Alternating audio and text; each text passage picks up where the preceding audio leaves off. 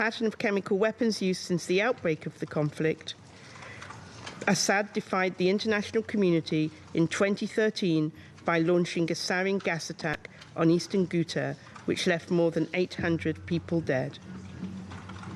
Despite the adoption of Resolution 2118, despite 4 years of patient engagement, Syria continues to use chemical weapons against its people and has failed to answer a long list of serious questions.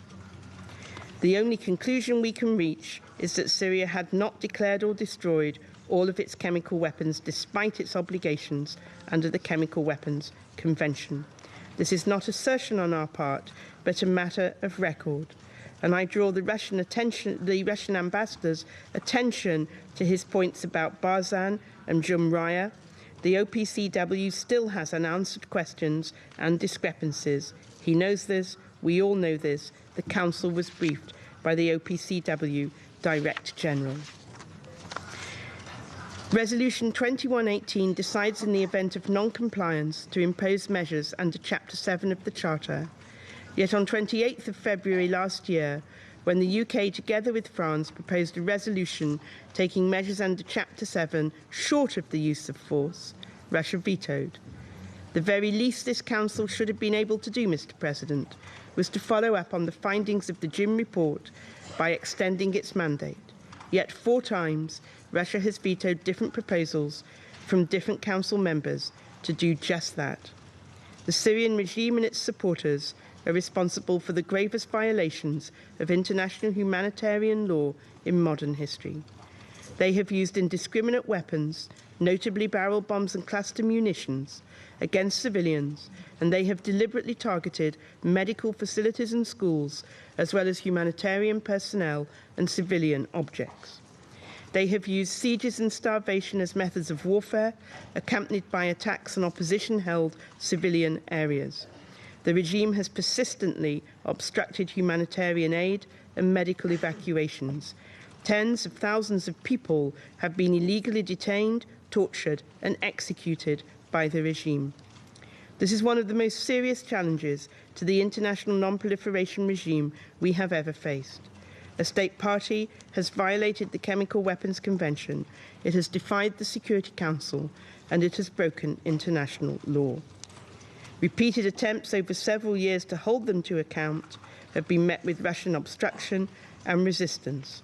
We have repeatedly, in this Council, attempted to overcome this obstruction without success. Mr. President, we are faced with a litany of violations, no sense of guilt, no sense of regret, no sense of responsibility, a shameful record wrapped in a mix of denial, deceit, and disinformation. Mr. President, I would invite those like the Russian ambassador who speak about the Charter to consider the following. It is hard to believe that it is in line with the principles and purposes of the Charter to use or condone the use of chemical weapons. And in the United Kingdom's view, it cannot be illegal to use force to prevent the killing of such numbers of innocent people. I will take no lessons, Mr. President, in international law from Russia. Despite all this, Mr. President, we would like to look forward. The United Kingdom, together with France and the US, will continue to pursue a diplomatic resolution to the Syrian crisis. My French colleague will say more about our work in a few moments. We believe it must comprise 4 elements. 1, Syria's chemical weapons program must be ended and the chemical weapons stockpiles destroyed once and for all. 2, there must be an immediate cessation of hostilities and compliance with all Security Council resolutions, and these include those which mandate humanitarian access. 3, the regime must return to the Geneva talks and agree to engage on the substantial agenda put forward by the UN Special Envoy, Staffan de Mistura. 4, finally, there must be accountability for the use of chemical weapons and other war crimes in Syria. Mr. President, the Secretary-General rightly highlighted the political process. We propose that as the Security Council will all be together next weekend, in the retreat with the Secretary-General, very kindly hosted by Sweden, that we should use that opportunity to reflect on next steps and the way back to the political process. And with our allies, we stand ready to work with all members on the Security Council towards this end. Thank you. Le agradezco a la representante del Reino Unido. I'd like to thank the representative of the United Kingdom for his statement, and I now give the floor to the representative of France. Monsieur. OK, we're going to dip out of the UN Security Council emergency meeting there. We will listen across what the French envoy is going to say, though, and go through that a little bit later in the programme. We've heard from the Russian envoy, making Moscow's anger pretty clear there in what he said, called it a sign of cynical disdain that the Western allied countries launched attacks, and said that the US has made a humanitarian catastrophe even worse, that the aggressors, as he put it, didn't wait for the OPCW to establish its facts first. We also heard from the US envoy immediately after, who said that they didn't act out of revenge, punishment or a symbolic show of force, but acted to deter future use of chemical weapons and threatened to act again if needed. And then finally we heard from Karen Pierce, who's the British envoy at the UN, saying that the actions were limited, targeted and effective. Three words that have been doing the rounds in the past 14 hours or so since those strikes took place, which we've heard from the US, France and the UK. The UK's Prime Minister used them in praising the joint military action. She called those strikes, as I say, limited, targeted and effective, and has been outlining why Britain believes that the Assad government used chemical weapons.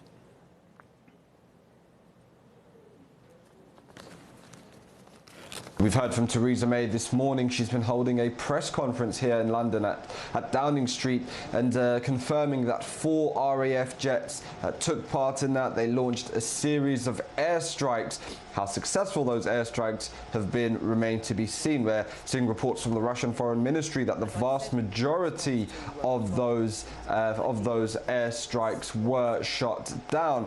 And so Theresa May not speaking to the success of them, but very clear to make the point that this is not an attempt at regime change, but merely, in her words, trying to deter any future use of alleged chemical weapons. We've also been hearing from the opposition, the leader of the opposition, Jeremy Corbyn. He's the Labour Party leader, and he called into question how legally sound these airstrikes were. Parliament should be consulted, Parliament should be allowed to take a view on this, but instead the strikes were launched last night.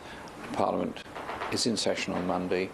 She could have come to Parliament on Monday to discuss the whole situation. Instead, they've launched these strikes. Perhaps she has that 2013 vote in her mind when David Cameron wanted to also go to war with Syria, but lost the parliamentary vote. And perhaps she was looking to avoid a similar embarrassing defeat. There are a number of MPs, not just in the Labour Party, but in her own Conservative Party, her own backbench MPs who potentially were getting ready to rebel against her about this attack on Syria. She has received support from the Foreign Secretary Boris Johnson. However, he's been on Twitter saying that he welcomes the news of UK military strikes against what he says are major chemical weapons facilities in Syria, and saying that the world is united in its disgust of the use of these weapons against civilians. There have been polls in the country which show that a vast majority of people are not in support of this type of military action in Syria. So it remains to be seen exactly how damaging politically this could be for Theresa May. Well, we've actually been hearing from the French Foreign Ministry on Saturday morning. Let's listen in directly to what he had to say about France taking part in this coordinated action by the US, France and the UK. We acted in accordance with our responsibility. The use of chemical weapons in Syria is unacceptable because it's a violation of international law and basic human rights. This morning, France also released a document outlining its case for why it believes that a chemical attack took place and why it believes that the Assad government was behind that attack. It says its has had analysts of the photos of testimonies and videos from Douma where that alleged attack took place, and it says that after analysing those, it has a high degree of confidence that this was not manufactured or or recycled, and it says that the symptoms they believe are characteristics of chemical weapons. There's also been criticism here in France from some opposition leaders, including Marine Le Pen. She's the leader of the National Front here in France. She took to Twitter on Saturday morning to say this. She said that this action engages France in an unpredictable and potentially dramatic consequences, and she said that France loses an opportunity to appear on the international stage as being an independent and balanced power. Also, some reaction from neighbouring country Luxembourg this morning, suggesting that the strikes can only be conducted based on a UN Security Council resolution, which clearly they do not have. Our correspondents in Paris and London talking about the European reaction to the overnight airstrikes. Well, peace studies researcher Jan Oberg told us a few hours ago he believes that the three Western partners acted illegally. I think the whole world should wonder about what is this hurry about. Normally, in a legal society, you have an investigation, you have a conviction, and then comes the punishment of the perpetrator. Here we have turned the whole thing on its head and said, and that was what President Trump said immediately when he talked about Animal Assad, Iran and Russia being responsible for this. And of course, if you run your policies on Twitter and fake and omitted news and false information, then you will one day be caught yourself in it. And that's what I think these countries have. By having said all these stupid things way before they could know it, they are also, feeling obliged to do something about it. And instead of waiting until there has been a neutral, objective investigation, they rush to do this. And in the name of protecting international law, they're grossly violating it. There's nothing in international law and or in the UN Charter that would give legitimacy to what happened last night. Neither the US President nor the British Premier sought approval from lawmakers before launching the combined assault on Syria. A number of Republican senators have hit out at Donald Trump's decision, saying he should have consulted Congress first. President Trump announces the U.S. will pull out of Syria, and days later, Syrian government bombs women and children in an area of no strategic value, so the whole world would bomb the hell out of Syria. It doesn't make any sense. Praying this doesn't start World War III. I haven't read France's or Britain's constitution, but I've read ours, and nowhere in it is presidential authority to strike Syria. The president needs congressional authorization for military action, as required by the Constitution. Airstrikes are an act of war. Atrocities in Syria cannot justify departure from Constitution, which vests in Congress power to commence war.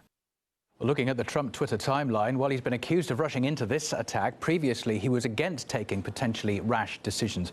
In 2013, he was highly critical of then-President Barack Obama's approach to Syria, warning against Washington launching an attack. However, once Trump had moved into the Oval Office, he hit Syrian bases with those Tomahawk missiles just over a year ago, you'll remember. But there could be a reason behind him changing his mind. Rally round the flag effect and increased popular support of the president during war, accompanied by reduced criticism of governmental policies. Any nuclear missile launched from Cuba against any nation in the Western Hemisphere as an attack by the Soviet Union on the United States. Progress is now being made towards the restoration of peace in the Caribbean. We refuse to permit the use of terrorism and the seizure and the holding of hostages to impose political demands.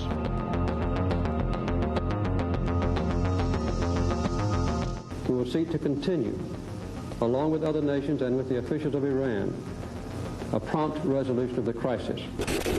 I have therefore directed to eject the Iraqi army from Kuwait.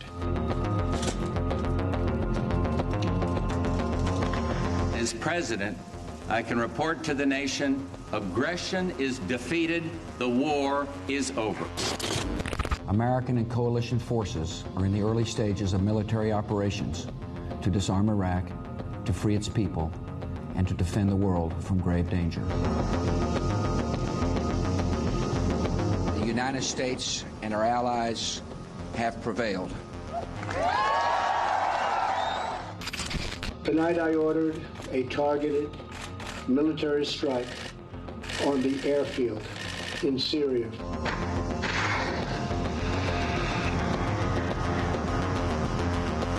I think Donald Trump became President of the United States. I think this was actually a big moment. That's the way it looks for now. As you can see, that UN Security Council emergency hearing is still ongoing. That's the French envoy, Francois Delattre, talking now. We heard from the US and the UK earlier, as well as the Russian envoy. Russia, of course, has convened this 5th UN Security Council meeting in a week on Syria. And there have been some angry exchanges and accusations across the chamber as well. We'll pull all that together and tell you what's been said with our Washington correspondent when our headline news returns after the break.